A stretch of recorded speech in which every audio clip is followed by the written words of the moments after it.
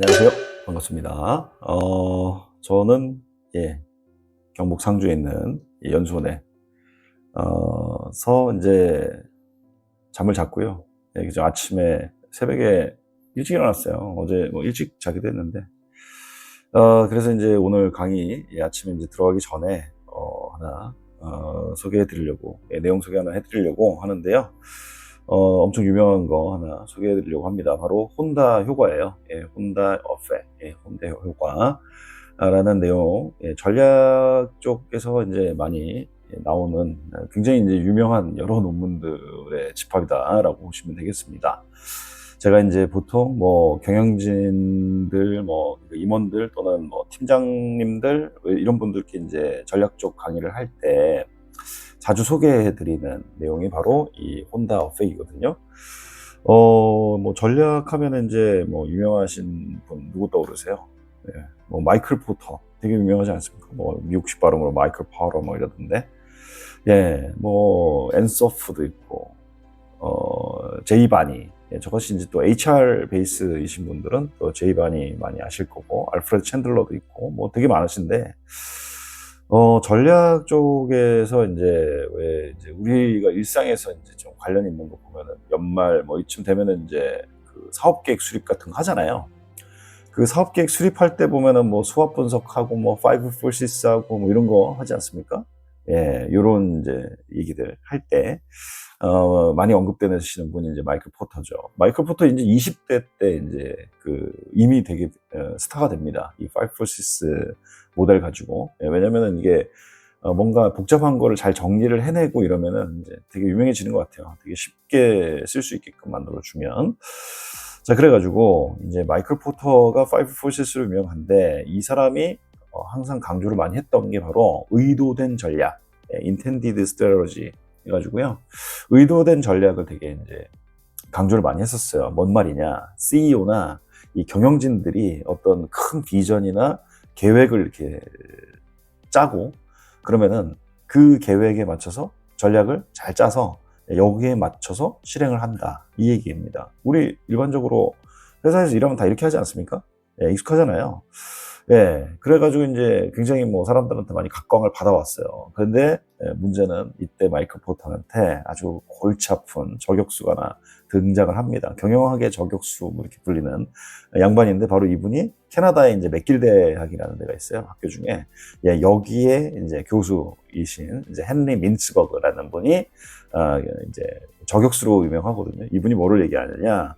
야, 무슨 의도된 전략이야. 우발적 전략이 대단히 중요해 라면서 이머전트 스트래러지를 강조를 합니다. 우발적 전략이요. 그러니까 한쪽은 의도됐고 다른 한쪽은 의도가 아니라 우발이다, 이렇게 지금 서로 간에 다른 입장으로 이야기를 하는데요. 자, 이제 혼다 효과에서는 바로 이 두 전략의 충돌을 다룬, 바로 그런 이제 당대의 전략 쪽에서 정말 최고다라는 양반들이 다 달라붙어서 싸웠던 그러한 이제 역사의 길이 넘는 논쟁이다, 이렇게 보시면 되겠습니다. 이게 이제 왜 나오게 되냐면은 이 1960년대에요. 그 혼다 있잖아요. 일본 기업 혼다 오토바이, 바이크가 영국하고 미국의 바이크 시장을 완전히 장악을 해버립니다. 야, 그러니까 이제 완전 초토화가 된 거예요. 그래가지고 특히 이제 영국 기업에 이제 한 의뢰를 받은, 영국 특히 이제 트라이엄프 이런 이제 바이크 회사들이 이제 박살이 나거든요. 그래가지고 이 의뢰를 받은 이제 컨설팅 회사 중에 BCG라고 아마 들어보신 분들 많이 계실 텐데, 보스턴 컨설팅 그룹, 이 BCG 매트릭스 해가지고 또 많이들 쓰시는 요것과 관련해서 이제 이 BCG에서 이제 보고서를 작성을 합니다. 그래가지고 1975년에요. Strategy Alternatives for the British Motorcycles Industry. 그러니까 영국의 모터사이클 산업에서의 어떤 전략적 대안, 뭐 이런 식으로 해가지고 아주 그럴싸한 컨설팅 보고서가 나오게 되죠. 그랬는데 문제는요, 당시에 일본 경영의 예술이라는 책을 냈던 그 저자 중에 리처드 파스칼이라는 사람이 있어요. 이 사람이, 야, 나도 일본 기업들 내가 꽤나 많이 연구를 해봤는데 이상한데? 이 BCG에서 낸 리포트가 내가 볼 때는 이해가 잘 안 되는데? 이랬던 거죠. 그래가지고 이 사람이 뭐를 하느냐. 일본에 바로 건너갑니다. 건너가가지고 일본에서 그 당시에 혼다 경영진이었던 사람들을 만나서 인터뷰를 해요. 그러면서 뭐라고 하느냐. 야, 이거 BCG에서 뭐 얘기했던 거하고 너무 다른데? 이러면서 이야기를 합니다. 그때 이제 BCG에서 뭐라고 했었냐면 의도된 전략을 이야기했던 거죠. 일본 본사, 혼다 본사에서 제대로 된 전략을 세워서 미국과 영국 시장에 와가지고 순식간에 마켓 시어를 다 잡아먹었다. 이런 식으로 했던 거예요. 그랬는데 내가 인터뷰해 보니까 무슨 개소리냐. 말도 안 되는 소리 하지 마라. 혼다 직원들은 영국뿐만 아니라 미국 시장에 대해서 이해도가 전혀 없었다. 게다가 일본 정부 지원도 거의 없었고 어떤 직원은 진짜 돈 아끼려고 숙소 바닥에서 자기도 하면서 진짜 열정 하나만 가지고 온갖 삽질을 했던 결과다. 이렇게 이제 발표를 하는 거예요. 그래가지고 이제 당시에 그 혼다가 이제 진출하려고 했던 그 시장은 주력 시장이 250cc, 뭐 300cc짜리 좀 큰 이제 바이크 있잖아요. 이거 시장을 이제 공략을 하려고 했었는데 이게 혼다 상품이 이 미국 소비자들의 이 운전 습관이나 뭐 이런 뭐 선호도에 맞지 않아가지고 잘 안 팔렸던 거야. 그래가지고 막 이제 그 일본 본사에서는 너네 왜 못 파냐 막 이러면서 이제 일본의 그 할복 문화, 이거 농담입니다. 그러면서 죽고 싶냐 막 이러니까 직원들은 이제 힘든 거죠. 그래가지고 막 괴로워하고 있었는데 어느 날 이 사람들이 이제 판매용이 아니라 업무용으로 이제 이렇게 좀 가까운 거리 다니고 이럴 때 쓰려고 개조해서 쓰던 오토바이가 있었어요. 50cc짜리. 이 바이크를 타고 이제 시어스 백화점이라고 아시죠? 미국에 있는 시어스 백화점이라고. 그 앞에다가 이제 얘를 주차를 해놓고 이제 볼일 보러 갔단 말이에요. 그랬는데 이게 시어스 백화점의 그 바이어들 눈에 우연치 않게 눈에 띄게 됩니다. 그러면서 야, 이거 오토바이 주인 어디 갔어? 이거 어디서 파는 거지? 막 이러는데 이게 이제 자기네들도 처음 본 거죠. 그래가지고 기다렸다가 이 혼다 직원이 오기를 기다렸다가 야, 너 이거 어디서 샀어? 물어보니까 이게 저희 파는 게 아니고 저희 회사에서 그냥 직원들 쓰려고 만든 거다. 이렇게 이제 이야기를 하면서 야, 그럼 빨리 만들어줘. 그래서 원래 보통 오토바이는 오토바이 그 바이크 그 딜러들을 통해서 이제 판매를 해오던 시장이었는데 이 시어스에서 직접 판매하는 형태로 하게 됩니다. 이때 초대박을 쳐요. 그래가지고 막 엄마들 그리고 또 대학생들 사이에서 이게 이제 슈퍼컵이라는 오토바이로 이제 구글링 해보시면 다 나옵니다. 그걸로 인해서 큰 인기를 끌게 되는 거죠. 실제 스토리는 이거였던 거예요. 그러니까 BCG에서 무슨 말도 안 되는 소리를 했다라면서 1984년에 리처드 파스칼이 본인이 인터뷰했던 내용들을 바탕으로 해가지고 논문을 내는데 이게 영어로 돼 있어가지고 이게 한국어로 좀 바꿔볼게요. 전략에서의 관점 이러면서 혼다 성공 뒤에 숨겨있는 진짜 스토리 뭐 이렇게 해가지고 발표를 합니다. 그러면서 이제 또 우리 경영학의 저격수 아까 말씀드렸던 맥길 대학의 헨리 민츠버그도 1990년에 논문을 또 내면서 숟가락을 탁 얹히죠. 그러면서 외부 환경과 내부 역량 사이의 이 정합성, 핏이 대단히 중요하다라는 그쪽을 주로 이렇게 강조했던 분들이 바로 이제 디자인 학파라고 부르거든요. 또 디자인 스쿨이라고. 여기를 이제 비판하기 시작하는 거죠. 그러면서 무슨 뭐 저기 탑에서 이렇게 의도된 전략을 가지고 뭐 했느냐 하면서 말도 안 되는 소리 하지 마라. 이러면서 이제 탁 비판을 하니까 바로 다음 연도에 바로 다음 연도에 그 엔소프라는 분, 굉장히 또 유명하신 분이죠. 엔소프 매트릭스로 유명하신 이 디자인 학과의 거장입니다. 이 양반이 이고르 엔소프가 1991년에 또 반박 논문을 탁 내요. 라면서 뭐라고 하느냐, 이때 또 제목이 요거 한국어로 바로 바꿔볼게요.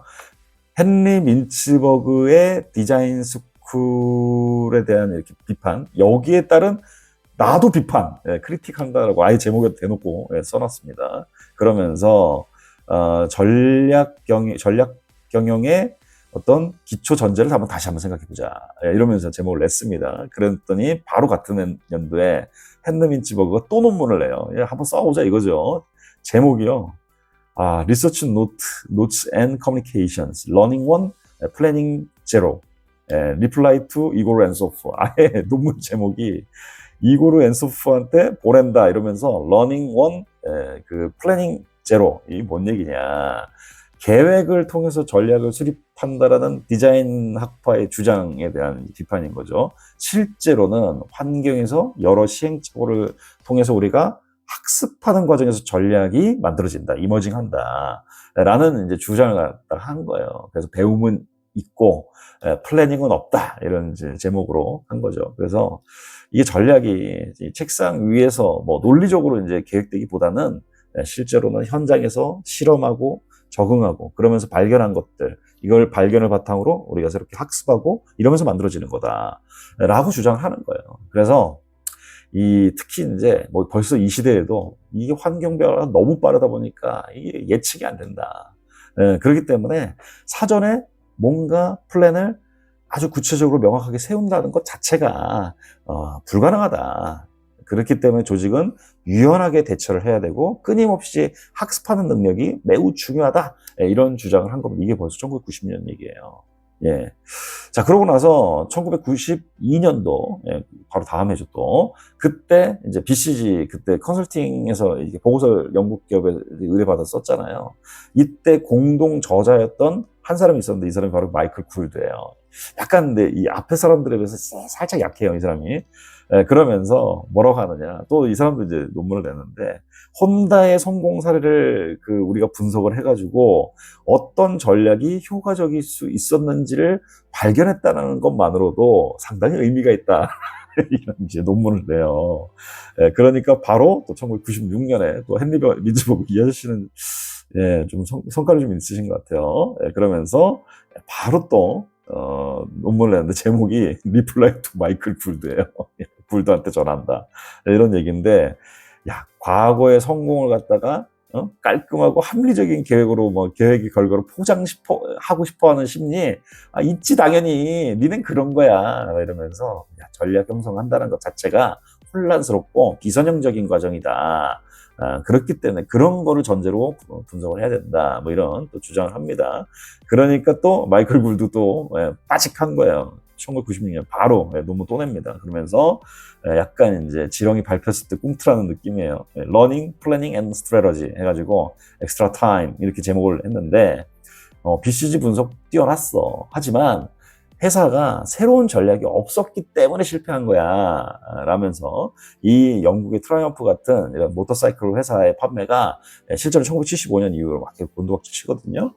그랬기 때문이야. 새로운 전략이 없었기 때문이야 라고 하면서 또 논문을 내는 거죠.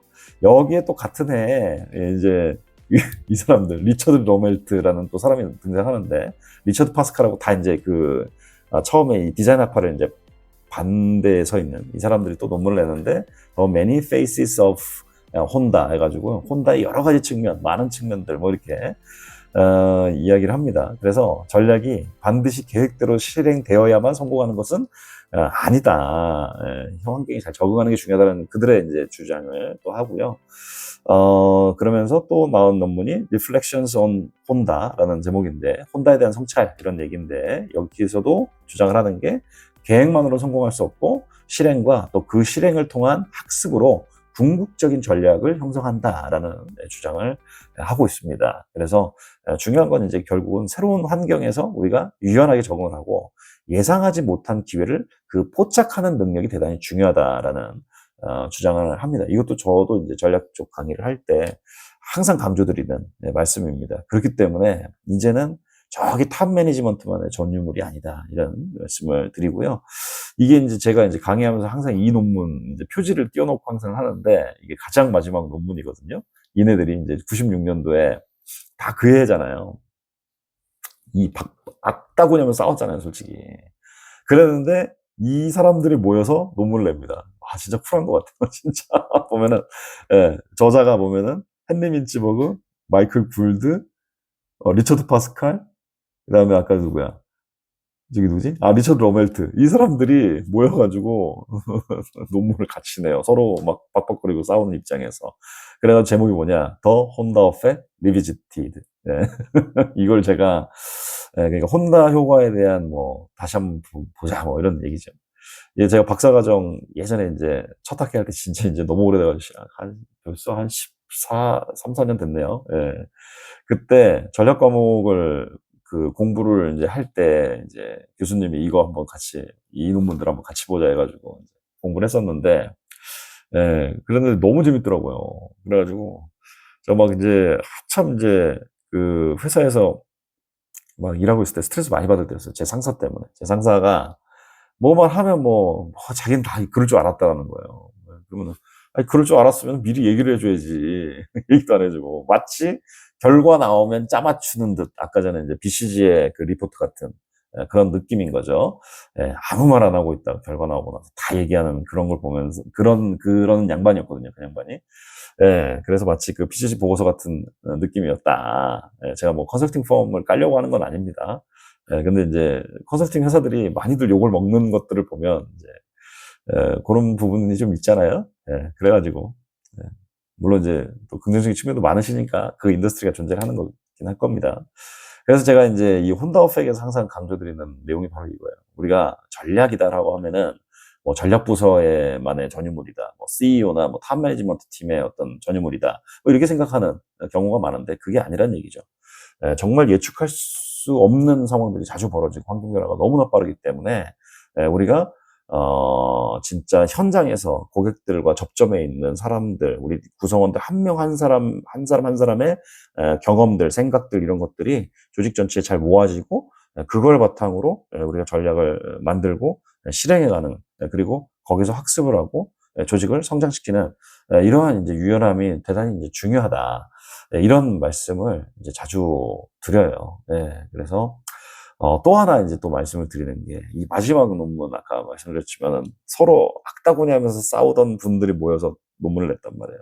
우리가 생각이 다르다고 해서 그 상대방을 미워하고 이럴 건 아니라는 거죠. 우리가 생각이 다를 뿐. 그래서 그 다른 생각들을 또 다시 잘 모아서 더 나은 결과를 만드는 이런 게 어떤 이제 하나의 문화로 좀 자리를 잡으면 참 좋겠다. 그리고 스스로도 그렇게 하기 위해서 저 역시도 이제 노력을 많이 하긴 하는데 쉽진 않아요. 예, 그렇게 해가는 이런 것들이 참 필요하지 않는가, 이런 생각이 듭니다. 특히 이제 우리나라 같은 경우에는 이제 그 조금 어떤 부분이 있냐 보면은 그 집단에 좀 순응하는 동조 효과가 굉장히 그 강한 나라인 것 같아요. 예, 그 문화를 봤을 때, 예를 들면은 우리 중국집 가면은 짜장면 먹으면은 뭐 나도 저 짬뽕이 오면은 이상하게 쳐다보고 약간 이런 게 좀 있단 말이에요. 예, 그래서 뭔가 새로운 생각, 또 새로운 아이디어 이런 것들이 떠올라도 이거를 좀 거부하고 남들은 어떻게 할까? 예, 이런 것들을 좀 확인하고 거기에 달려드는 경우들이 대단히 많단 말이에요. 그러니까 성공한 걸 좀 추종하는 이런 경우들이 좀 많거든요. 그래서 자기만의 어떤 생각, 자기만의 스타일 이런 것들을 좀 만들어가는 노력이 필요하지 않을까. 예, 제가 길거리 돌아다니다 보면은 어느 땐가 골목길에 어느 카페가 하나 장사 잘 되면 그 옆에도 또 카페 생기면서 모두가 다 같이 망가지는 이런 모습들을 자주 보게 되거든요. 예, 그래서 남들이 잘 되는 것만 쫓아다니는 것보다는 또 나만의 뭔가는 뭐가 있을까? 그리고 이 아이디어가 물론 의심이 되고 실패 확률이 있다 하더라도 조금씩 시도를 해보는 게 좋지 않을까? 이런 생각을 해봅니다. 자, 그래서 오늘 좀 전해드리는 내용은 이렇게 마무리하겠습니다. 시청해주셔서 감사드립니다.